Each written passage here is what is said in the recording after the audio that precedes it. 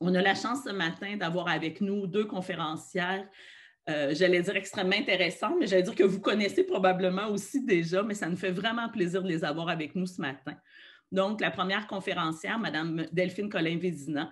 Mme Vézina est directrice du Centre de recherche et de l'enfance et de la famille de l'Université McGill, psychologue clinicienne, professeure titulaire à l'École de travail social de l'Université McGill. Elle est également membre associée du département de pédiatrie, où elle est titulaire de la chaire de recherche Nicolas Steinmetz et Gilles Julien sur la pédiatrie sociale communautaire. Elle a obtenu récemment une importante subvention de partenariat du CRSH pour réfléchir un peu à l'impact du travail sur le trauma complexe dans un consortium canadien sur les enfants et les adolescents. La deuxième présentatrice de ce matin, Mme Carole Côté, est travailleuse autonome, agente de recherche clinique à l'UQAM pour la chaire de recherche du Canada sur l'attachement et le développement de l'enfant. Elle est détentrice d'une maîtrise en psychoéducation. Elle vient de recevoir tout récemment la bourse Jocelyne Pronovo, remise par l'Ordre des travailleurs, des psychoéducateurs et psychoéducatrices du Québec pour souligner un peu la richesse de son parcours professionnel. Elle a travaillé pendant plus de 35 ans au Centre jeunesse de Montréal, l'Institut universitaire, d'abord comme intervenante, comme éducatrice en réadapt, comme psychoéducatrice, mais aussi par la suite comme coordonnatrice professionnelle du Centre d'expertise sur la maltraitance. Elle est impliquée dans le développement de différentes formations et dans l'implantation et le suivi de plusieurs approches cliniques, dont les approches sensibles au trauma, inspirées du modèle ARC et l'intervention relationnelle. Donc, ce matin, ces dames vont se renvoyer la balle pendant la conférence. Donc, Delphine va vous proposer une introduction. Carole va reprendre la parole après et nous allons revenir avec Delphine en fin de présentation. Alors, ça te va, Delphine? Je te laisse la parole.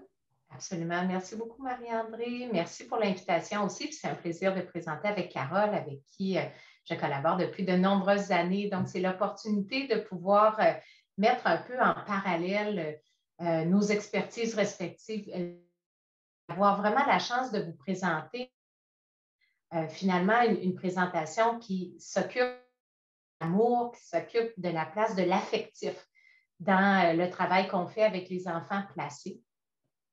J'espère que ma connexion Internet sera bonne. Ça dit que j'ai une connexion instable, ce qui est vraiment très frustrant avec les Zooms. Alors, vous me ferez signe si ça devient problématique. Je passerai la parole à Carole. Donc, je voulais vraiment débuter simplement avec l'importance de créer des sanctuaires pour les enfants placés. Puis, ce terme-là n'a pas été choisi au hasard. C'est vraiment parce qu'il représente fondamentalement ce que Carole et moi, on essaie de transmettre comme idée fondamentale pour pouvoir aider les enfants et les adolescents placés, mais aussi leurs familles d'accueil, aussi les familles adoptantes, puis bien sûr aussi les intervenants qui sont dans ce système. Donc, j'ai de la difficulté à commencer mes présentations sans parler du sac à dos parce que vraiment, les recherches sont non pour rappeler à quel point si un enfant arrive en placement, il a une histoire de vie. Il y a une histoire de vie qui n'est pas juste positive. Il y a ceux qui ont été heureux, mais il y a aussi des roches qui se sont ajoutées à l'eau. Il y a des événements de vie liés à l'abus, à toutes sortes de moments où il ne s'est pas senti en sécurité. Ses besoins n'ont pas été respectés ou ses droits n'ont pas été. Et malheureusement, ça devient un lourd fardeau à porter sur ses... C'est vraiment quelque chose qui va l'empêcher de pouvoir avancer un peu à la même vitesse des enfants adolescents. Puis, donc, de vraiment toujours réfléchir qu'est-ce qu'ils amènent, ces enfants-là, avec eux avant d'arriver au placement, puis faire table rase. On ne pourra pas effacer tout ça. Ils vont s'être développés à travers ces différentes expériences de vie. Les concepts qui nous ont aidés beaucoup à comprendre finalement, mais qu'est-ce que ça va changer finalement dans la vie des enfants, c'est le concept du trauma complexe. Le trauma complexe, c'est en fait deux taux importants à considérer. D'une part, c'est qu'on ne parle pas de n'importe quel traumatisme. On ne parle pas ici de vécu un accident de vélo qui a peut-être mis sa vie en péril, puis ça a été très, très grave, mais ce n'est pas tout à fait de ça dont on veut parler quand on parle des enfants qui sont placés.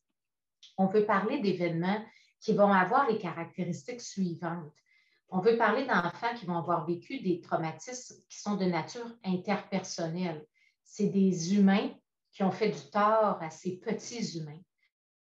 Une notion de trahison qui va être importante pour eux parce que ceux qui devaient prendre soin d'eux, qui devaient les aimer, ont peut-être fait ça des fois, mais ils ont aussi parfois posé des gestes qui étaient vraiment très difficiles pour l'enfant à tolérer puis qui ont mis en péril son intégrité. On parle d'événements aussi qui ont une nature plus chronique. Bien sûr, un événement peut être très traumatique, une journée là, très marquante. Mais ici, on parle d'événements répétés et prolongés au sens où c'est vraiment comme toute son histoire de vie s'est construite autour d'événements traumatiques qui, finalement, la couleur à un ensemble de développement pour nous. C'est des abus qui impliquent un tort direct, donc il y a parmi les traumatismes vécus certaines formes de maltraitance. Donc, il y a vraiment des gens qui devaient être les donneurs de soins de cet enfant, devaient être des adultes responsables, des adultes aimants, qui malheureusement ont aussi posé certains gestes inadéquats. Puis, on veut aussi souligner le fait que ça arrive à des moments très vulnérables de la vie. On est en pleine construction quand on est tout petit. On est en train de bâtir la fondation sur laquelle toute notre personne va pouvoir se déployer. Donc, bien sûr, toutes les premières années de vie sont vraiment importantes, mais de plus en plus, on réalise que, outre le 0-6 ans, il y a aussi l'adolescence qui est une période où, lorsque les traumatismes sont vécus, vont avoir une empreinte plus grande. Puis on pense que la raison pour ça, c'est parce que l'adolescence, c'est une période de grand chamboulement. On est en grande transformation au plan physique, bien sûr, mais aussi au plan de l'identité, au plan social. Et donc, on est un peu en déséquilibre. Si on ajoute un trauma dans un moment de déséquilibre, bien, nécessairement, ça va avoir un impact plus grand. Quand on parle du trauma complexe, bien, c'est les événements qui sont particuliers, mais c'est aussi les séquelles. Puis les séquelles, au lieu de penser aux séquelles comme étant celles, par exemple, du trouble de stress post-traumatique, avoir des cauchemars, avoir vraiment de l'hypervigilance, on veut étendre l'idée des séquelles à un ensemble de sphères de fonctionnement, à la fois l'attachement, la capacité d'être en relation avec les autres d'une façon qui va être la biologie qui malheureusement va être un peu altérée par le fait qu'on a vécu beaucoup trop de stress, on a vécu beaucoup de cortisol qui a été produit dans notre corps, l'impact que ça va avoir sur le cerveau.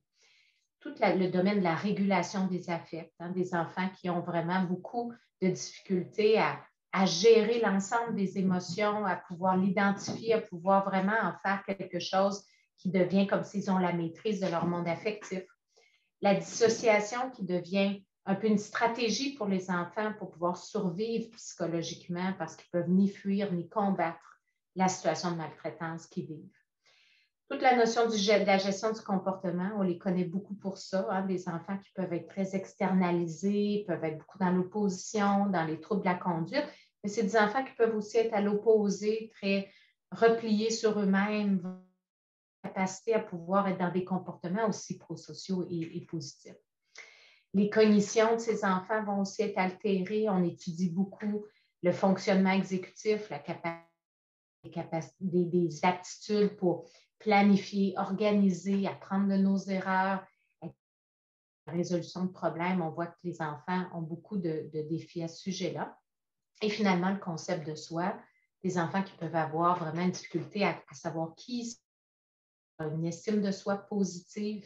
Donc, vous voyez que ce sont des thèmes vraiment très grands. Et donc, dans ce contexte-là, avec cette nouvelle lunette, une nouvelle façon de voir les choses, on a vraiment, il y a un mouvement depuis maintenant une bonne vingtaine d'années à espérer que nos milieux de soins adoptent plus des approches qui vont être axées sur le trauma. On va des fois dire sensible au trauma ou attentif au trauma. Parce qu'on espère que les services vont vraiment prendre reconnaissance des événements traumatiques vécus, l'impact que ça a eu pour eux, puis finalement, comment nous, on peut s'engager à incorporer toutes ces connaissances-là dans nos pratiques, nos procédures, pour que finalement, ça soit à l'avant-plan dans nos plans d'intervention. On dit souvent qu'une approche axée sur le trauma, finalement, c'est d'essayer de poser un nouveau regard sur les enfants, les jeunes. Donc, pas la forêt avant. Hein. Les approches axées sur le trauma ne veulent pas dire que tout ce qu'on faisait avant, ça n'avait pas de sens. Pas du tout. Ce que ça nous invite à faire, c'est de prendre une lunette pour être encore plus proche de voir l'enfant avec le plus d'acuité, avec le plus de vision vraiment claire de qui il est, puis qu'est-ce qu'on doit faire, nous, pour pouvoir l'aider. C'est-à-dire, dans le fond, de façon un peu schématisée, c'est un peu comme trois choses. Puis je pense que c'est les trois messages qu'on a souvent véhiculés, Carole et moi. C'est que dans le fond, l'idée du nouveau regard, c'est d'abord et avant tout qu'on va arrêter de s'attarder juste au comportement. Sous ce comportement, il y a un enfant qui s'est construit, son cerveau s'est construit aussi d'une certaine façon, toute son adaptation, parce que sous ça, bien, il y a des événements traumatiques. Donc, quand on va regarder le comportement, on va essayer le plus possible de penser aux causes sous-jacentes de ce comportement et non pas juste comme rester à la surface de l'eau, puisqu'on n'a pas accès finalement quand on fait ça à l'ensemble de ce qui pourrait nous aider à vraiment intervenir de façon efficace avec l'enfant. Donc ça, c'est une première chose qui mène à la seconde, qui est qu'on va essayer le plus possible de conceptualiser quels sont les besoins finalement qui ont été bafoués, qui ont été non répondus dans la vie de cet enfant. Puis comment, par façon comportementale, on va essayer le plus possible de dire, mais quand un enfant réagit comme ça, est-ce que c'est parce qu'il y avait besoin qu'on le valide? Est-ce qu'il avait besoin qu'il soit vu, qu'on voit, qu'il pense que les adultes, les personnes autour de lui le respectent? Il y a des besoins qui sont derrière les comportements, puis plus on va aller vers répondre aux besoins, plus certains de ces comportements-là vont s'éteindre, non pas parce qu'on a donné des conséquences, hein, des punitions, mais parce qu'on est allé finalement nourrir ce qui a été manquant chez l'enfant et l'adolescent qui a été maltraité. Puis la troisième chose, bien, de là le sanctuaire, c'est qu'on espère qu'on va pouvoir, dans le fond, tous collectivement se dire que le plus important finalement, parmi tout ce qu'on fait comme intervention, pouvoir créer des moments de paix, de sérénité pour ces enfants qui ont vécu un peu sur un thème qui pouvait éclater n'importe quand. Donc, est-ce qu'on est capable de pouvoir viser l'apaisement? Peut-être que peu importe dans le milieu dans lequel vous travaillez, oui, peut-être notre plan d'intervention, on n'a pas pu réussir à l'aider à si bien que ça, là, identifier la colère ou souvent, ça va être ce genre de plan d'intervention. Mais est-ce que quand il venait nous voir, c'est un enfant qui était déposé? Est-ce que c'est un enfant qui pouvait être besoin d'être hyper vigilant, d'avoir une crainte qu'un nouvelle roche allait lui tomber dessus? Est-ce qu'on a réussi à créer des petits sanctuaires dans notre bureau avec lui, dans notre famille d'accueil, dans le foyer de groupe où cet enfant est? Puis à ce moment-là, peut-être qu'on a fait le plus important dans l'intervention avec lui. Puis dans le fond, je vous laisse avec l'idée que bien sûr, on peut tous dire ça, mais vous réalisez bien, j'en suis certaine, que c'est quand même un changement de culture. On a une culture, je dis culture au sens vraiment large, hein, pas protection de la jeunesse, parce que les écoles, notre expérience, Carole et moi, à travailler avec les écoles, cette culture, elle fait partie de notre société. Les enfants se font punir énormément pour leur mauvais comportement. Puis, on a aussi un système où on peut avoir un plan d'intervention, on va vraiment faire porter le fardeau. Là. Les intervenants aussi qui n'ont pas toujours toutes les ressources pour pouvoir vraiment offrir ces moments de plus souvent. Donc, bien sûr, de changer de qu'est-ce qui ne va pas avec ce jeune à qu'est-ce qui s'est passé dans la vie de ce jeune, développe de l'opposition aujourd'hui. Comment est-ce que nous, on peut mieux le soutenir, on peut mieux le guider et on peut mieux l'aimer? Et donc, aujourd'hui, c'est une présentation sur l'amour et je passe la parole à Carole. Voilà, bonjour tout le monde. Merci d'être avec nous et pour l'invitation. En fait, parler d'amour au printemps, c'est tout à fait approprié. Je vais vous parler, dans le fond, ce que je vais vous présenter ce matin, c'est l'objet de mon mémoire de maîtrise, en fait, une partie de mon mémoire de maîtrise qui a été fait sous la direction de Marie-Ève Clément, qui est professeure à l'UQO.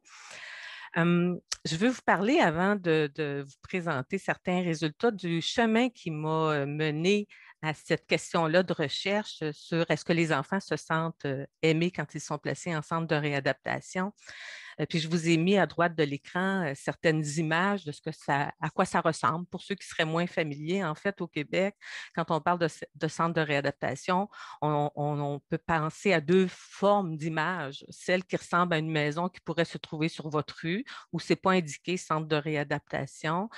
C'est une maison comme les autres, mais vous allez trouver que les adultes qui gravitent autour de cette maison-là sont plus nombreux qu'un couple parental et qu'il y a beaucoup d'enfants qui sortent et qui rentrent là, par la porte de cette maison-là. On va parler de foyer de groupe. Et l'image du dessous vous présente plus ce qui ressemble à un centre de réadaptation, donc un site où il y a plusieurs unités de vie, où on a plus une représentation de ce qu'est une institution avec une grande affiche qui dit centre, centre d'accueil ou centre de réadaptation. Je ne vais pas rentrer dans les détails de ce qu'est un centre d'hébergement parce que je n'aurai pas le temps de vous parler du discours des enfants, puis c'est là-dessus que je veux plus appuyer ma présentation. Ce matin, on a parlé parole d'enfants. Alors, je veux vraiment vous présenter là, des extraits de ce que les enfants m'ont dit. Mais je pense que Delphine a bien mis la table en vous parlant du fameux sac à dos, puis des séquelles aussi qui sont multiples de qui sont les enfants qui se retrouvent placés en centre de réadaptation, parce que c'est des enfants qu'on a souvent tenté de maintenir dans leur famille. Donc, c'est des enfants qui peuvent ni vivre dans leur famille, puis ni être confiés à une famille autre que la leur, qui vont se retrouver souvent dans des centres de réadaptation où ils vont vivre en groupe. Il y a un aspect qui est comme l'idée qu'on va devoir cohabiter avec d'autres enfants.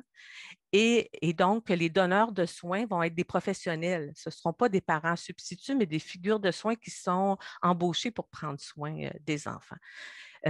Je vous disais que je vous parlais de mon processus qui m'a amené à cette question-là de recherche. Marie-André l'a dit tantôt, j'ai été une de ces professionnels-là. J'ai commencé mon parcours professionnel à Marie-Vincent, donc en travaillant avec des petites filles qui étaient placées de 6 à 12 ans. Fait que voici la première étape de cette question-là qui m'amène vers l'amour. La deuxième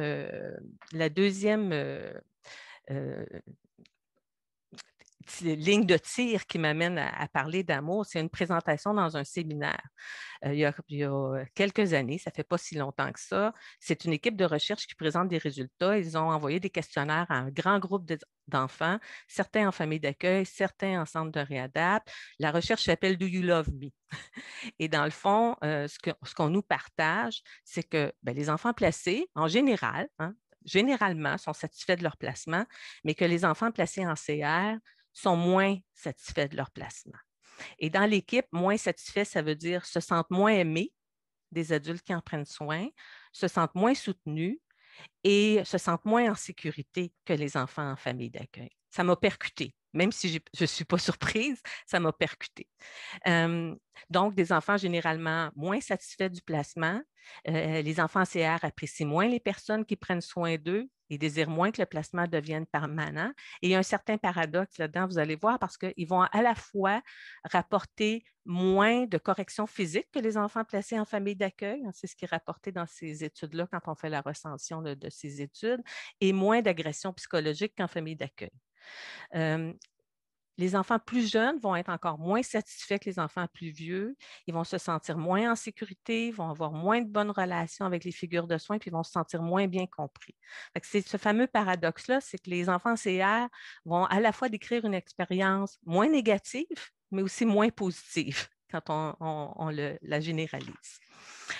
Alors, ça me conduit à cet intérêt d'aller voir comment les jeunes, eux, décrivent leur expérience en lien avec le sentiment d'être aimé.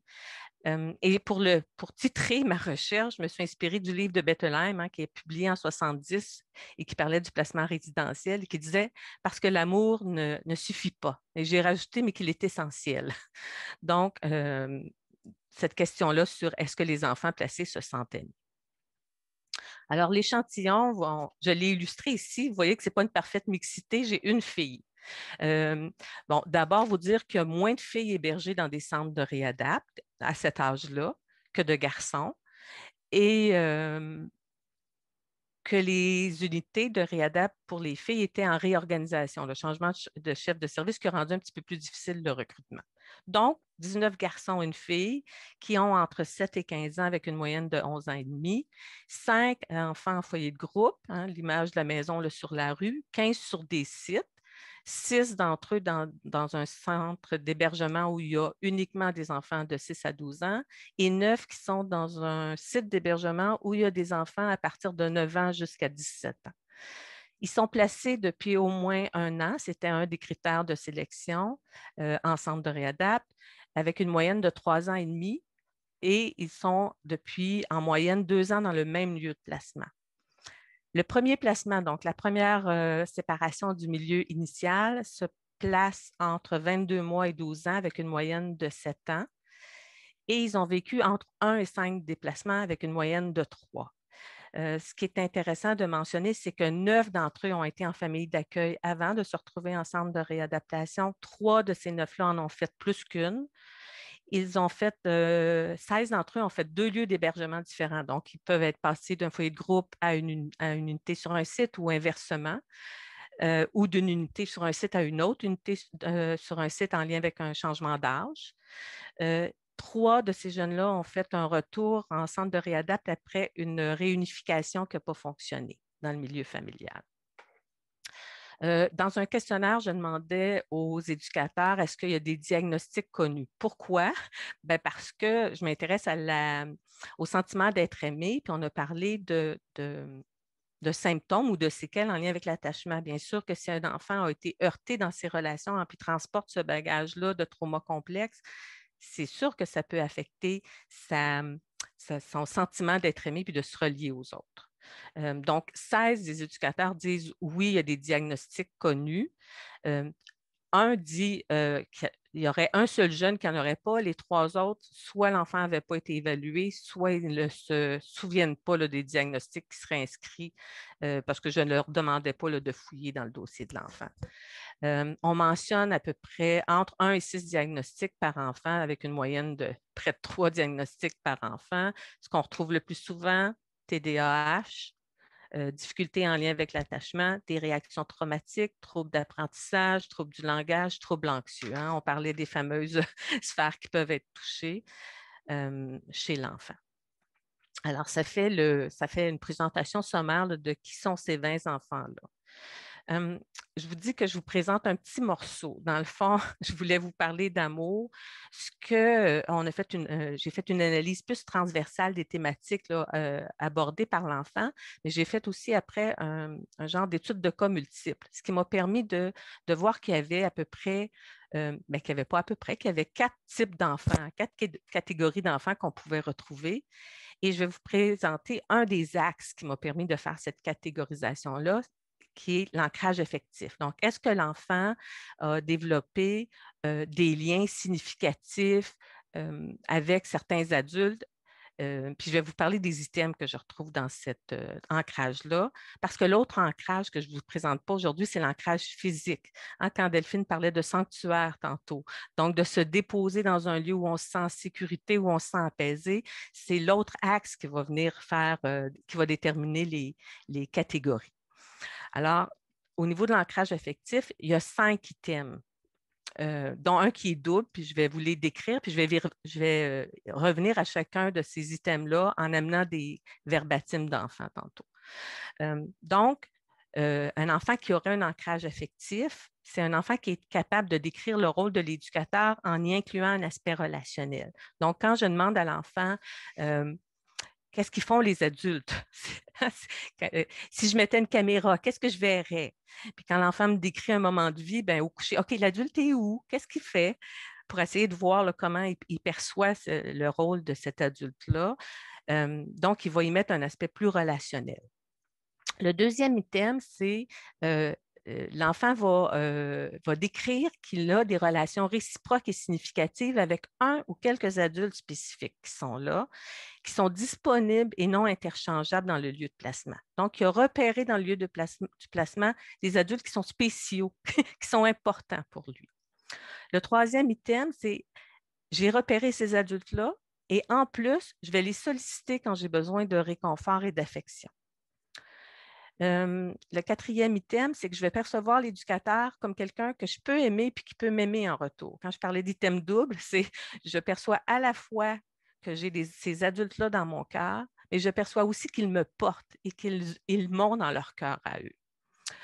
Et le dernier item, c'est quand on va leur parler d'amour, de leur demander de décrire ce que c'est l'amour, ils vont être capables de le faire sans que ça active, j'ai mis des processus défensifs, mais sans que ça les dysrégule, hein, sans qu'ils deviennent, on parlait de régulation affective tantôt, sans que ça les percute tellement qu'ils soient plus capables d'organiser leurs pensées puis de répondre.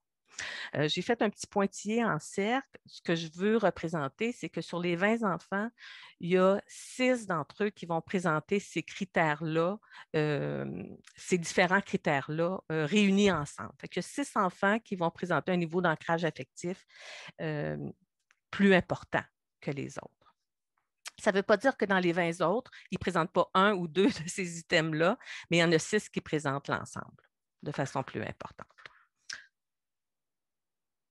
Alors, le premier point, est-ce que l'enfant, quand on lui demande qu'est-ce qu'il fait l'éducateur, il va y mettre des aspects plus relationnels? C'est la fameuse caméra, là. Qu'est-ce qu'on verrait? Pour pouvoir organiser les informations que les enfants m'ont partagées, j'ai utilisé le modèle de soutien social de Barrera. Dans le fond, c'est une typologie en 5 types de soutien ou de 5 catégories d'aide qu'on peut recevoir qui peut être offerte par une autre personne. Et je les ai classées par ordre d'apparition ou de prévalence dans le discours des enfants. Alors, quand les enfants décrivent le rôle de l'éducateur, ils vont plus souvent parler du soutien instrumental. Soutien instrumental, ça veut dire ils me donnent de l'aide concrète pour réaliser une tâche. Donc, par exemple, ils vont dire, ils vont ouvrir la porte de l'armoire pour que je puisse prendre les petits bonhommes. Ils vont nous réveiller le matin. Ils vont servir leur repas. Ils vont me donner du matériel. Ils vont mettre le code sur l'ordi pour que je puisse faire un jeu. Hein, ce genre de support-là qui est offert. En deuxième lieu, en deuxième poids d'importance, ils vont parler de soutien normatif. Le soutien normatif, c'est tout ce qui nous amène à adhérer à des normes, à des valeurs au niveau social. Ils vont dire, ils nous surveillent, les éducateurs. Ils nous encadrent. Ils vont nous organiser. Ils nous donnent des conséquences. Ils vont nous chicaner. Ils vont nous envoyer en retrait. Ce type d'action-là. En troisième lieu, on a le soutien informationnel. Le soutien informationnel, c'est de l'information, des conseils pour nous faire des apprentissages, pour nous aider à apprendre des tâches ou à développer des habiletés. Ils vont dire d'ailleurs, ils nous apprennent des habiletés sociales. Ils vont nous aider à nous trouver des moyens pour gérer notre colère, ce genre de comportement-là. Le quatrième, c'est du soutien social, ça veut dire partage d'activités sociales ou récréatives. Ils vont dire, ils viennent jouer avec nous, ils mangent avec nous, ils ont du plaisir, on fait des activités avec eux. Et en dernier lieu, seulement 3 enfants ont formulé des parties de discours qui décrivent du soutien émotionnel, donc de l'écoute, de l'affection, du réconfort. Ils vont dire, par exemple, ils vont nous offrir des câlins, ils vont me lire une histoire, ils vont me border, ils vont m'aider à nommer les choses que j'ai sur le cœur, ce genre de choses-là. Ce qui est intéressant aussi, c'est qu'il y a 5 enfants qui ont mentionné que le travail de l'éducateur, ils vont décrire des tâches administratives. Ça fait rire beaucoup la personne qui transcrivait les verbatims parce qu'elle retrouvait souvent le mot pige.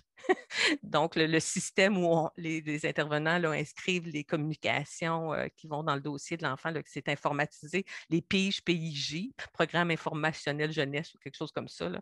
On retrouvait ça souvent dans le verbatim, ils font des piges. Ils vont dire qu'ils écrivent des notes, qu'ils les lisent, qu'ils sont sur l'ordinateur, qu'ils font des plans d'intervention, puis qu'ils échangent entre eux les communications. Ça va être important au niveau de l'ancrage physique parce qu'il y a là une cohabitation. Hein, c'est un lieu de travail aussi, le centre d'hébergement. Ce n'est pas juste un lieu de vie. Pour illustrer, vous savez que les noms ont été changés, bien entendu, là, et même que j'ai donné un prénom masculin à ma seule fille là, pour pas qu'elle soit repérée dans le lot. Vous comprendrez que sinon, elle aurait été assez facile à identifier.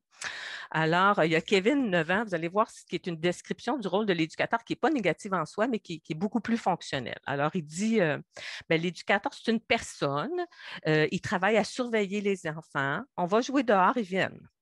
Le matin, on se réveille, mais si ce n'est pas encore l'heure de descendre ou s'il est encore trop tôt, fait qu'ils vont nous dire d'aller nous recoucher. Après, on se lève, on va écouter la télé, on va déjeuner. Après ça, on déjeune, on fait un petit temps de télé. Après ça, on fait des choix seuls, des choix à deux. Des fois, on sort dehors quand il fait beau. Admettons, je voudrais jouer au bonhomme, mais ils vont prendre leurs clés, ils vont débarrer l'armoire bleue, puis ils vont sortir les bonhommes. Vous voyez que c'est très descriptif. Hein? C'est quelqu'un qui est vraiment capable de décrire le contenu d'une journée, mais il n'y a pas d'aspect relationnel où on joue ensemble, où on fait ensemble. C'est vraiment très, très horaire. Il y a ce type de description-là, mais il y a aussi des enfants qui vont décrire un peu comme David, quelque chose de plus familial comme type de lien. Alors, David, il dit, un éducateur, c'est une personne, au moins ça, ils ont ça en commun, l'éducateur, c'est une personne, qui s'occupe des jeunes. C'est des gens qui s'occupent comme si c'était nos parents, nos grands-mères ou tout ça. Ici, c'est comme une nouvelle famille. Et puis, ils font des interventions, ils parlent, ils s'occupent des jeunes là, correctement. De toute façon, au centre jeunesse, on doit être bien dans notre corps, alors ils font tout pour qu'on soit bien. Fait que ça, c'est le premier item là, que je vous ai illustré. Le deuxième, c'était la présence des relations réciproques et significatives avec un ou quelques adultes spécifiques disponibles et non interchangeables. Ça fait long, hein? Mais ça décrit vraiment ce que moi, je voulais dire, qu'il y a quelqu'un d'unique. J'ai trouvé ici quelqu'un d'unique qui est important pour moi, malgré le mouvement de différents adultes. Moi, j'en ai repéré un. Alors, puis il y a 7 enfants qui vont avoir ce genre de posture-là où ils vont dire que certains adultes sont plus importants que d'autres. Il y a 8 enfants qui vont dire qu'ils sont tous égaux. Puis quand on leur demande, entre autres, est-ce qu'il y en a un qui prend plus soin de toi, qu'ils ne sont pas capables d'en nommer un? Alors, ils nomment tous les adultes. Ils vont même regarder sur le tableau pour être sûr qu'ils n'en ont pas oublié un. Ils veulent vraiment tous les nommer. Et il y a aussi quelques enfants, 5 enfants, qui vont dire qu'il n'y en a aucun qui est plus important que les autres. Fait que je vous illustre ces différentes postures-là. Alors, on a Carl ici qui a 13 ans. Dans cette posture-là de personne plus importante, il parle de son éducatrice de rencontre ici, Carl. Ce qui est intéressant, c'est que, ben oui, pour certains, la personne la plus importante, ça va être l'éducatrice qui est de suivi, donc celle qui est assignée à l'arrivée de l'enfant, mais des fois, ce n'est pas celle-là, ce n'est pas cette personne-là. Il y a aussi des enfants qui vont se construire un couple. Hein, quand ils vont nommer une éducatrice et un éducateur, qui vont avoir cette idée-là là, du couple, d'une reproduction d'un genre de couple parental. Alors, Carl, il nous dit, c'est elle au moins qui prend la peine de t'écouter, de parler avec toi, et ça prend la peine aussi de prendre la peine de te rencontrer, des fois pour parler des choses. C'est elle qui va t'annoncer les mauvaises nouvelles. C'est elle qui va s'occuper de tout. C'est elle qui parle, qui prévoit des sorties avec ton travailleur social. Elle me connaît depuis 3 ans, là, puis elle a vu tous mes progrès que j'ai faits. Vous voyez que cette idée-là de la continuité aussi dans le lien. Gaël, lui, quand on lui demande, pense à la personne qui prend le plus soin de toi, bien, il va dire tous les éducateurs. Tous. Ils prennent tous soin de moi. Puis s'il y en a un, est-ce qu'il y en a un qui prend un peu plus soin de toi, tu choisirais qui? Il va dire, je ne sais pas. Tous égal. Et finalement, Bernard qui va nous dire que ben, il n'y en a aucun. Je n'aime pas m'attacher à des personnes que je ne connais pas. Je lui demande, ça fait combien de temps que tu es ici? 3 ans. Alors, en 3 ans, il n'y a pas une personne qui connaît plus, avec laquelle il va s'attacher. Il dit, bien, il y a une personne qui aurait pu, que j'ai été attachée avec, mais cette personne-là est partie. Et puis, m'attacher à d'autres personnes, ça ne me tentait pas. Parce que ça ne me tentait pas que ces autres personnes-là partent, alors je ne m'attache pas. Les enfants vont parler beaucoup du mouvement des adultes, mais aussi du mouvement des autres enfants, hein, parce qu'ils développent aussi des relations avec d'autres jeunes. Puis ces jeunes-là aussi partent et entrent dans le parcours de leur placement. Troisième item, est-ce que j'ai choisi un adulte, mais est-ce que quand j'ai des différents besoins, est-ce que je réfère à ces adultes-là? Dans le fond, dans ces parties-là de l'entrevue, je demandais aux enfants, mais si tu faisais un gros cauchemar ou que tu avais peur, à qui tu demanderais du réconfort? Si tu étais malade et que tu avais besoin de soins, vers qui tu orienterais ta demande? Si tu avais un secret à confier ou un problème que tu ne pouvais pas répondre seul, si tu avais envie d'un câlin, si tu veux te faire aborder le soir, vers qui tu t'orientes tes mouvements? En fait, ce que vous voyez, le rond rouge, c'est les enfants qui orientent vers un adulte différencié. À droite, c'est ceux qui orientent vers aucun adulte. Puis au centre, c'est ceux qui s'orientent vers l'adulte qui est là. Ça donne en termes de verbatim, par exemple, l'extrait de Gaëlle, je demande à X, donc à un éducateur non interchangeable, parce que c'est elle que ça fait le plus longtemps que je connais. Je lui demande, est-ce qu'elle a des qualités spéciales pour assurer quelqu'un qui a peur? Et il répond quand même. Bien, des fois, elle peut rester pendant full de temps avec nous à notre chambre. De rester dans la porte de notre chambre, ou sinon, si elle est en train d'écrire dans l'ordi, on a le droit d'apporter notre doudou. Puis si tu n'as pas de doudou, bien, tu peux apporter ta douillette puis aller t'asseoir à côté d'elle dans une chaise berçante. Fait que vous voyez que ce mouvement-là là, d'orientation vers un adulte. Mais pour la même situation de cauchemar, Jacob va dire, j'en parle à personne parce que j'arrive toujours à conquérir mes cauchemars. Puis c'est moi qui contrôle mes cauchemars. C'est moi qui décide ce que je peux faire. Vous voyez, si on a des référents en attachement, cette stratégie qui est de, on s'appuie juste sur soi, hein, on peut compter juste sur soi, puis on a intérêt là, à prendre en charge là, les situations qui font peur.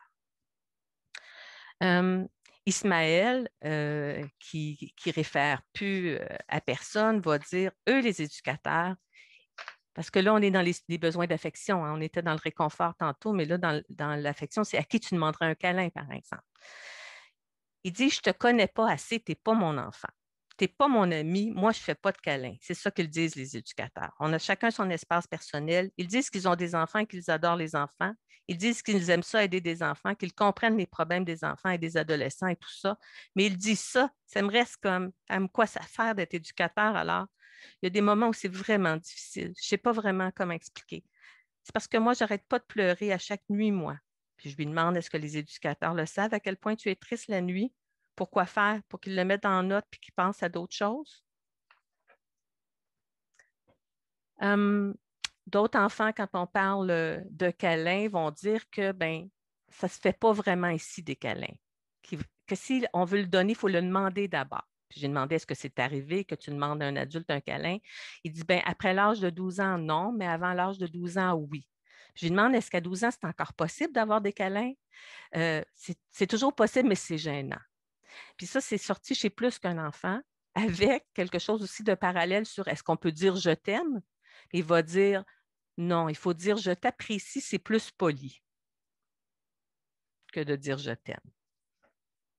Et Carl, qui parle dans le fond de son éducatrice, il dit elle n'aime pas trop qu'on lui fasse des câlins, mais à l'occasion, mettons, des fois, quand elle revient de vacances, comme une fois elle est revenue de vacances, puis cette année-là, elle a dit que c'était correct. Donc, ça dépend des jours pour avoir des câlins. Un dernier en lien avec l'affection, parce que David qui dit qu'à 12 ans, on ne peut pas le demander, un câlin, mais au coucher, quand on va se coucher, au moment d'être bordé, il se fait gratter la tête avec un outil qui a des pics. Il se fait gratter dans le dos, puis qui adore ça. Et qu'est-ce que ça te fait? Ça me fait du bien, ça me relaxe, puis ça m'endort plus vite.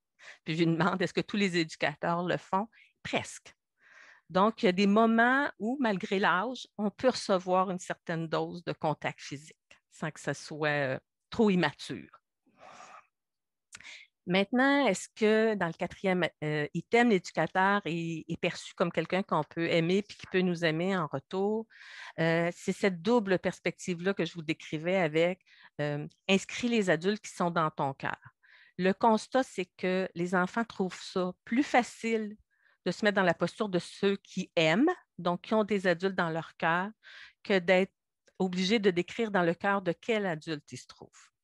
Puis là, dépendamment des jeunes, il y a des jeunes qui vont mettre dans leur cœur seulement des gens de la famille. Il y a des gens qui font un genre de mixte entre des gens de la famille et certains éducateurs. Puis il y a quand même 6 enfants qui ne mettent que des éducateurs dans leur cœur. Quand même, on parle d'amour. Ces enfants-là ont seulement des éducateurs dans leur cœur. Il ne reste plus personne de la famille. Mais quand il se projette, j'ai 4 enfants qui ne sont pas capables de répondre ou c'est très douloureux de s'imaginer dans le cœur de quels adultes ils sont. Mais on retrouve quand même les 3 profils, c'est juste qu'on perd 4 jeunes. Il reste donc 4 jeunes qui ne se sentent aimés que par des éducateurs. Ça ressemble à ça un petit peu au niveau des verbatims. Tim qui dit, ben, parce que c'est des éducateurs, je ne sais pas, je n'ai pas vraiment genre un relationnel avec les éducateurs. Là. Je ne vais pas comme, oui, je les parle, mais je suis comme, je ne vais pas devenir proche avec eux. Et Mika, quand on lui demande quels sont les adultes qui sont dans ton cœur, il dit, ça peut-tu être juste un? Ben, je dis, ça peut être un, ça peut être plusieurs. Il me dit, ben, un. Et là, il prend le nom de son éducatrice de rencontre qui l'épelle lettre par lettre en chuchotant.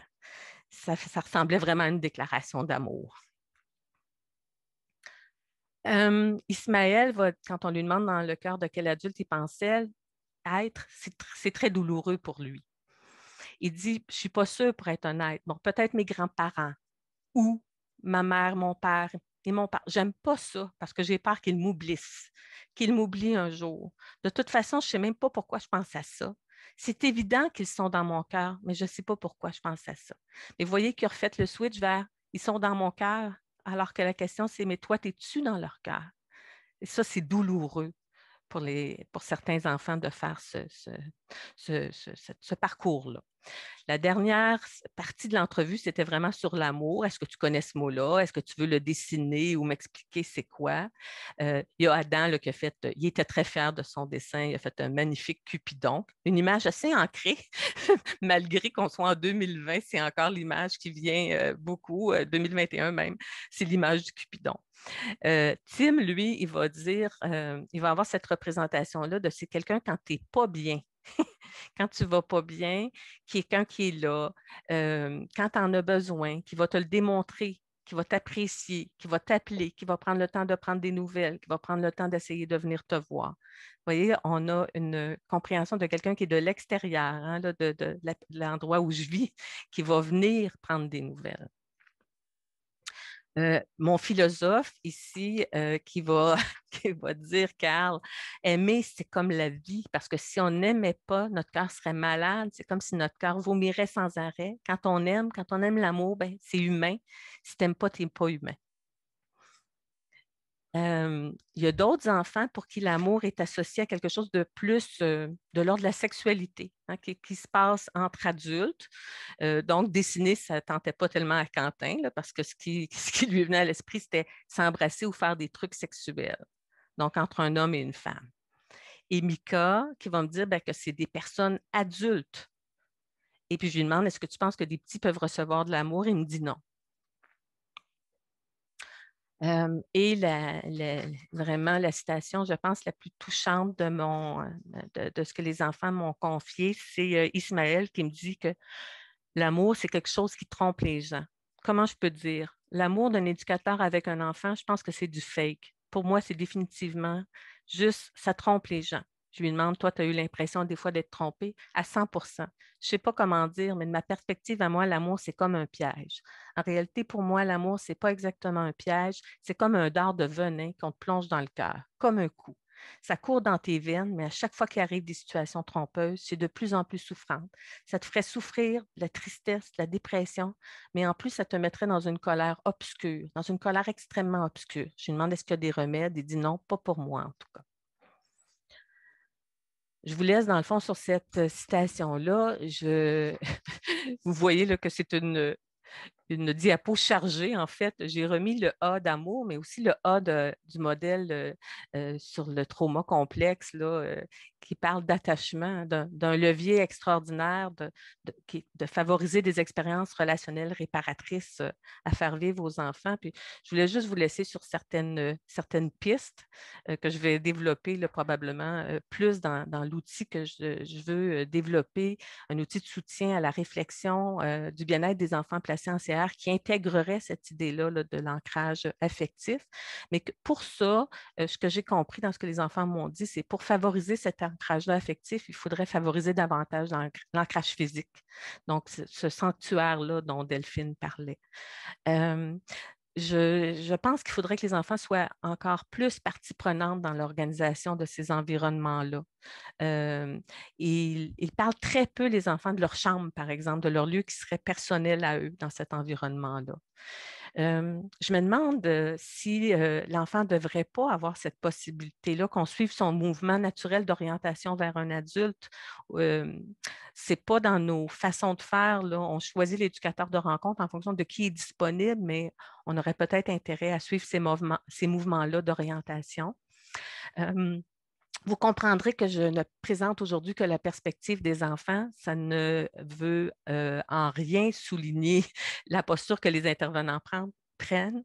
Je pense par contre qu'on aurait intérêt quand même à se re-questionner sur la posture, nos valeurs sociales en lien avec l'amour. On ne parle pas beaucoup d'amour, hein? On va parler de toutes sortes d'autres choses, mais on a beaucoup, Delphine le décrit là, dans nos valeurs, une centration sur modifier le comportement. Puis peut-être qu'il faut remettre la relation en premier plan puis pour pouvoir naviguer de façon plus confortable entre la distance et la proximité envers ces enfants-là. Il faut aussi s'attarder, les enfants comprennent qu'ils sont placés parce qu'ils sont difficiles. Puis on peut comprendre, parce que c'est là-dessus qu'on met beaucoup l'accent dans nos plans d'intervention, sur modifier leur comportement. Peut-être qu'il faut changer notre langage aussi, puis leur expliquer dans un continuum, parce qu'on leur dit souvent au début que s'ils sont placés, c'est pour d'autres raisons aussi que pour leurs difficultés.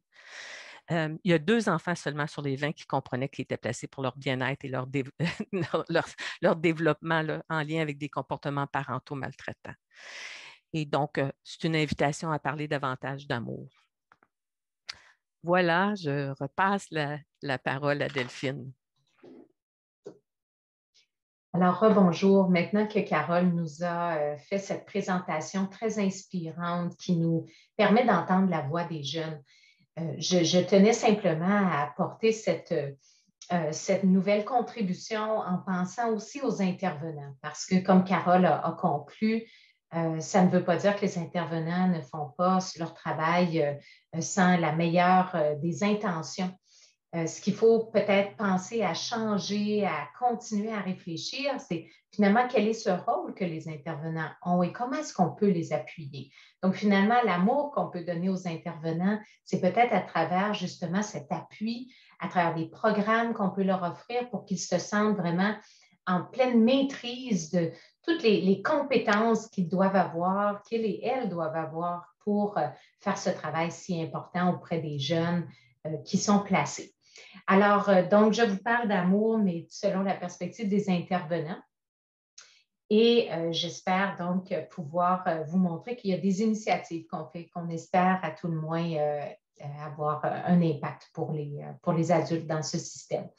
Donc, l'implantation des approches axées sur le trauma au Québec a justement été tout un mouvement qui a été mis en place déjà à partir de 2013 pour venir bonifier ce qui était déjà offert pour les intervenants et leur permettre d'adopter une approche axée sur le trauma dont je vous ai parlé au tout début.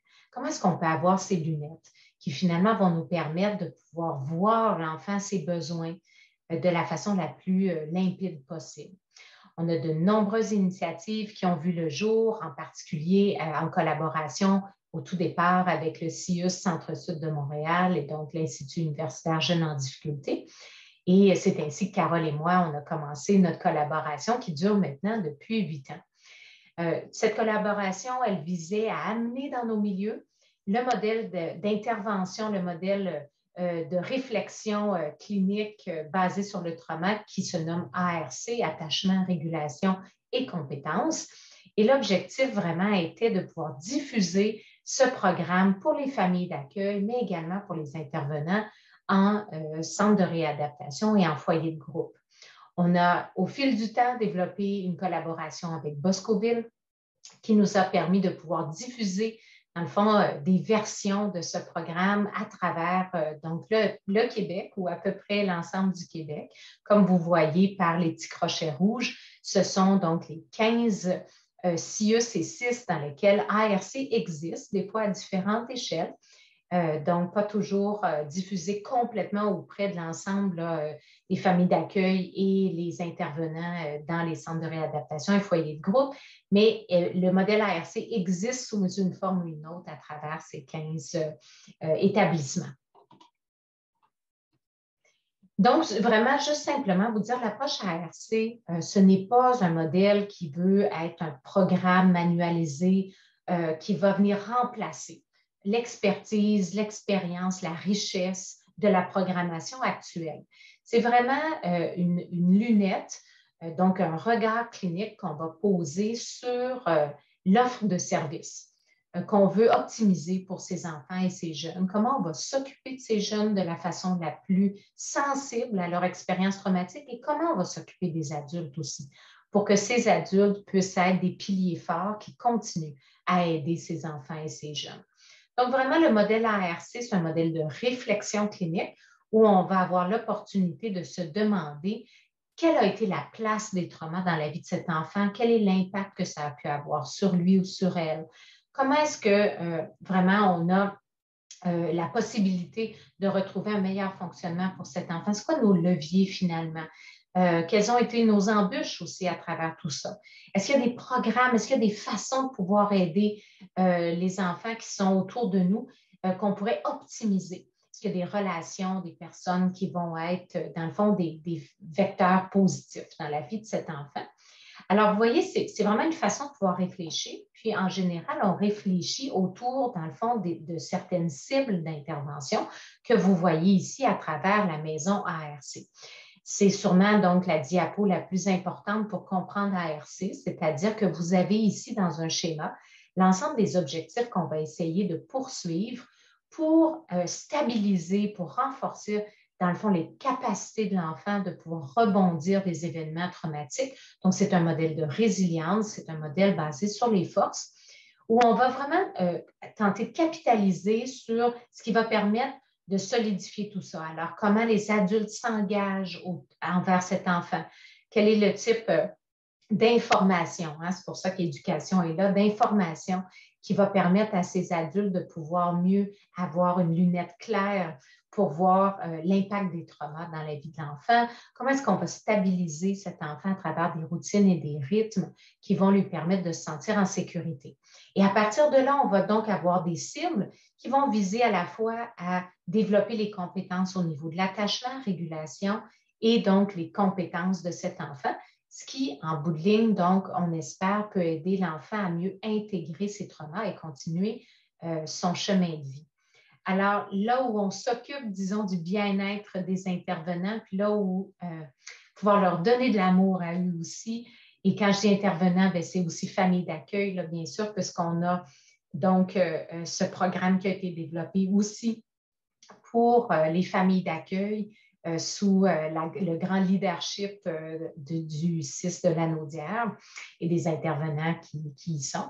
Donc, c'est vraiment la gestion des affects des donneurs de soins. On prend le temps de se demander comment on va, comment on réagit face à cet enfant, c'est quoi nos sources de soutien, autant au niveau personnel, mais aussi au niveau organisationnel. Qu'est-ce qu'on peut aller chercher comme structure pour pouvoir se soutenir, être capable d'être un adulte mieux régulé pour continuer à épauler un enfant qui, lui, n'est pas toujours bien régulé. Alors, vraiment, ça nécessite énormément de réflexion personnelle, énormément là, de capacité de se remettre en question. Puis quand on sent qu'on n'est plus dans un bon état d'esprit, d'être capable d'aller chercher de l'aide. Alors, c'est ça qu'on fait vraiment dans ce bloc d'intervention ici. C'est pour ça que de l'amour, on espère qu'on en donne à travers l'ensemble des blocs en épaulant les adultes, les intervenants, mais aussi plus précisément dans ce bloc-ci qui concerne vraiment leur bien-être à eux.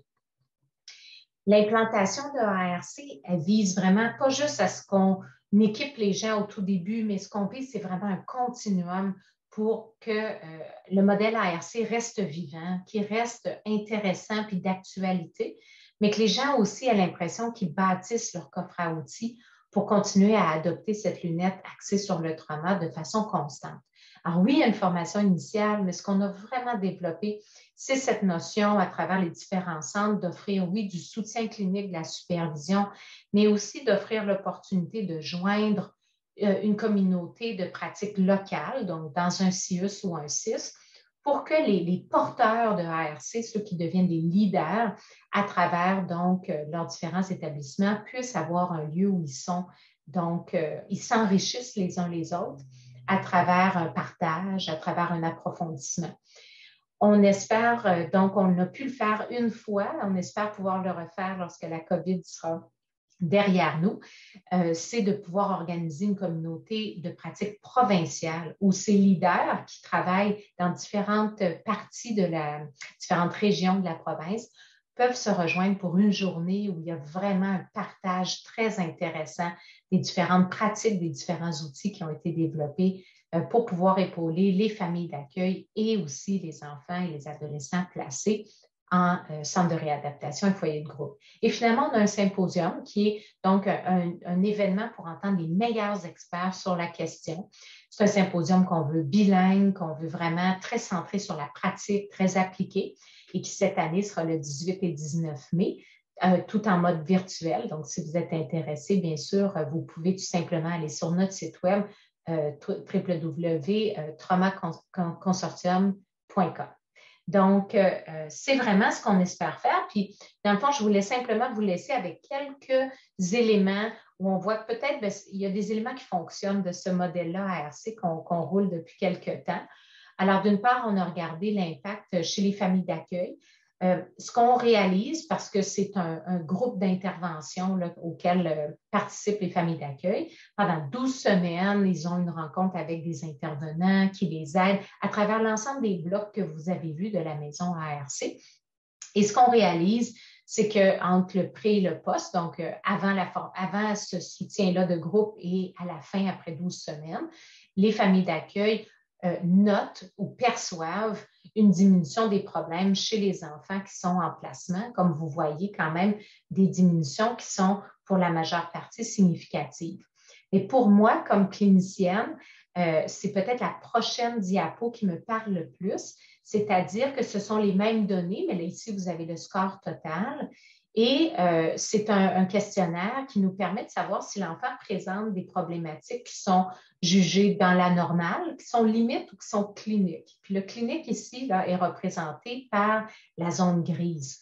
Donc, vous voyez qu'avant l'intervention, les parents d'accueil étaient pour 81% convaincus que le niveau de difficulté qu'ils rapportaient, là, finalement, pouvait donc correspondre à un niveau clinique. Alors, c'est vraiment à partir de différents items qu'on met ensemble où on a pu voir que finalement, pour 81% de ces enfants, leurs parents d'accueil perçoivent que les niveaux de difficulté sont à ce seuil clinique. Puis, on voit finalement cette portion grise diminuer après la formation. Oui, c'est vrai qu'on gagne un peu dans la zone limite. C'est sûr qu'il y a certains de ces enfants qui sont passés du niveau clinique à un niveau limite, mais on a aussi des enfants qui se rendent maintenant beaucoup plus souvent dans la zone de normalité telle que perçue par les familles d'accueil. En ce qui concerne l'impact au niveau des éducateurs intervenant en foyer de groupe et en centre de réadaptation, donc, on voit que l'amélioration des attitudes sensibles au trauma est vraiment présente. Ce qui est encadré en rouge présentement, c'est finalement pour les intervenants sur le plancher, les éducateurs sur le plancher qui interviennent directement. Puis, ce qu'on voit entre le temps 1, 2, 3, c'est qu'il y a une amélioration. Donc, le temps 1, c'est avant la formation. Le temps 2 est 6 mois plus tard. Et finalement, on a le temps 3 qui est 1 an plus tard. Et ce qu'on voit, c'est que les gains sont maintenus. Donc, ça, c'est une bonne nouvelle. C'est-à-dire qu'il y a une amélioration dans le premier 6 mois et ensuite, c'est maintenu. On pense que c'est grâce aux rencontres de supervision qui sont offertes. Donc, ça permet de garder bien vivant toute cette expertise qu'on essaie d'implanter. Vous avez la même chose pour les personnes en situation de direction, plus d'appui clinique. Hein? Donc, on est ici avec les chefs d'équipe, les SAC, des APPR qui sont là en soutien, les personnes en consultation clinique. Donc, eux aussi s'améliorent. Vous remarquez tout de suite, hein, bien sûr, qu'il y a tout de suite un écart. Donc, les personnes qui sont sur le plancher vont avoir moins souvent, donc de moins hautes attitudes favorables au trauma, c'est-à-dire qu'ils vont penser peut-être plus souvent qu'il faut avoir des méthodes plus coercitives, plus claires pour l'enfant et que de s'attarder au trauma, ce n'est pas nécessairement le vecteur de changement, alors que pour les personnes en position clinique, ça va être quelque chose qui vont, dans le fond, avec lesquels ils vont être d'accord plus souvent, même avant que la formation arrive. Donc, il y a un certain écart. Mais l'écart peut-être le plus important sur lequel je veux porter votre attention, c'est dans le fond la ligne verte. Et la ligne verte correspond aux intervenants qui travaillent avec les jeunes contrevenants. Donc, on n'en a pas parlé beaucoup aujourd'hui, mais les jeunes contrevenants, c'est aussi des enfants qui peuvent avoir eu beaucoup de passé avec la protection de la jeunesse. Ils ont leur propre sac à dos, bien sûr. Puis là, on voit qu'il y a vraiment un écart. Ceux qui sont sur le plancher, qui travaillent dans le 24/7 jours, dans le moment partagé avec les jeunes contrevenants, vont vraiment être ceux qui vont avoir les scores les plus faibles en ce qui concerne les attitudes sensibles au trauma. On a réussi à l'améliorer un peu, mais il reste vraiment en dessous de la moyenne générale. Mais au contraire, ceux qui sont en position clinique, ce sont eux qui y croient le plus. Donc, finalement, en comparaison même à d'autres qui travaillent en protection de la jeunesse, ce sont eux qui vont vraiment adhérer à cette notion-là. Donc, juste quelques résultats intéressants à vous montrer. Puis peut-être ici, vous montrer qu'on a également la possibilité, on a documenté l'impact que peut avoir cette formation puis le suivi sur l'utilisation des mesures de contrôle. Donc, la contention, l'isolement et la mise en retrait, hein, donc le time-out. Et ce qu'on peut voir, c'est comme vous voyez, bien, il y a une diminution assez évidente là, du nombre de mesures de contrôle qui vont être utilisées. On a 6 mois avant, hein, c'est ça que la ligne là, training que vous voyez là veut indiquer. Donc, on a les données 6 mois avant la formation et 1 an après la formation, parce que bien sûr, on prenait pour acquis que d'un mois à l'autre, les choses pouvaient changer.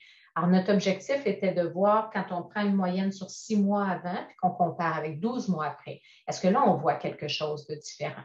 Puis, vous le voyez, bien, dans le fond, on a une diminution, particulièrement pour les time-outs. Ici, ce sont des time-outs qui sont donc des mises à l'écart, qui sont colligées dans pige. Alors, on n'est pas dans simplement suggérer à l'enfant d'aller prendre un temps de repos, aller se calmer dans sa chambre, puis qu'il revienne quand il veut.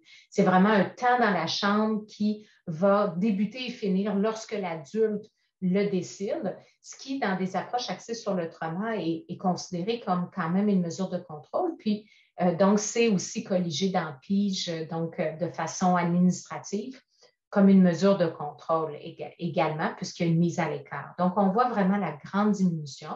On n'arrive pas à diminuer de façon aussi importante la contention et l'isolement, mais quand même, on voit qu'il y a une tendance vers la baisse. Alors, donc, c'est quand même bien prometteur. Puis finalement, bien, je voulais simplement vous laisser avec cette notion qu'on a aussi fait des entrevues avec les intervenants et on a pu voir finalement des situations de détresse morale chez les intervenants qui étaient très évidentes.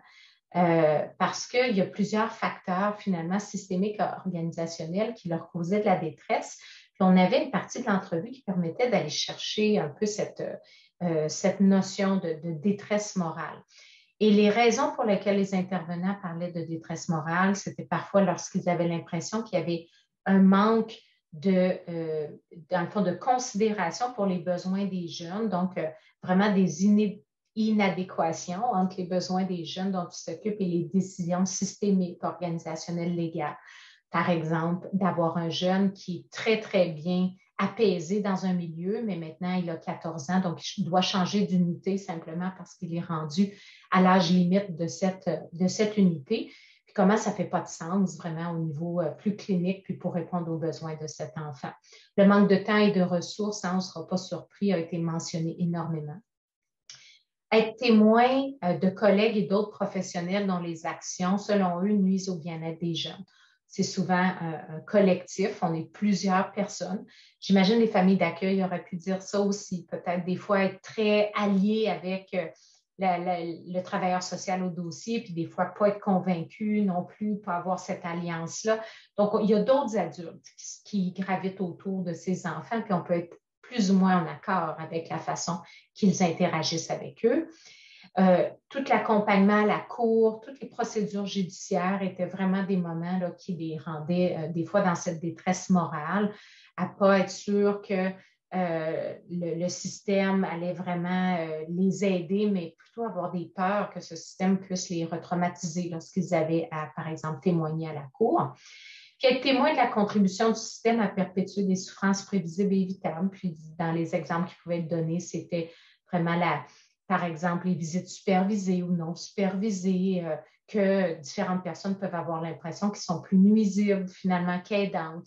Alors donc, l'ensemble de ces événements montrait que, bien sûr, ce sont des intervenants qui ont un code de conduite, mais à l'intérieur, il y a aussi énormément de doutes et aussi d'incertitudes qui peuvent créer de la détresse. Ça m'amenait simplement à vouloir terminer cette courte présentation là, ici, puis aller vers les questions, en rappelant à quel point des campagnes où on redonne beaucoup de valorisation à ce travail, c'est vraiment très important que vous soyez famille d'accueil, famille adoptante, intervenant, vraiment de se rappeler que c'est très important. Ici, c'est une campagne qui a eu lieu la semaine passée, qui a été très diffusée en Ontario, mais avec aussi une version française. Puis je me permettais là, de vous le partager pour que vous puissiez voir que oui, c'est vrai, vraiment dévoué, c'est ce que vous êtes. Et qu'on a vraiment besoin de vous soutenir, on a vraiment besoin d'être là. Puis comme chercheuse, moi, je trouve que j'ai une place privilégiée pour pouvoir faire ça. Alors vraiment, je vous remercie. Je vous laisse avec des ressources additionnelles qui seront donc sur lesquelles vous pouvez cliquer. Ce sont des hyperliens si la notion de trauma complexe vous intéresse, si vous voulez en apprendre un petit peu plus.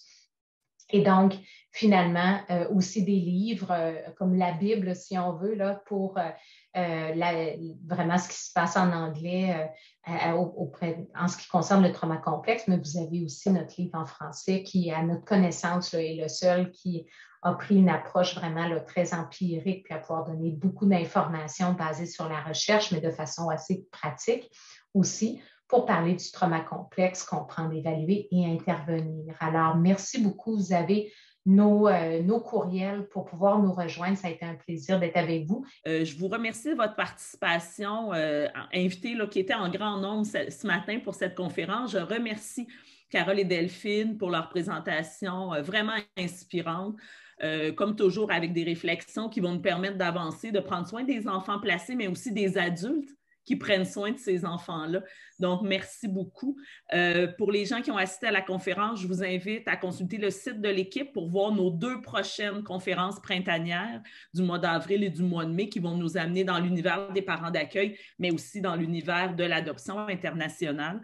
Alors, je prête ma voix aux gens dans la conversation là, qui vous remercient et qui soulignent la pertinence là, de votre présentation.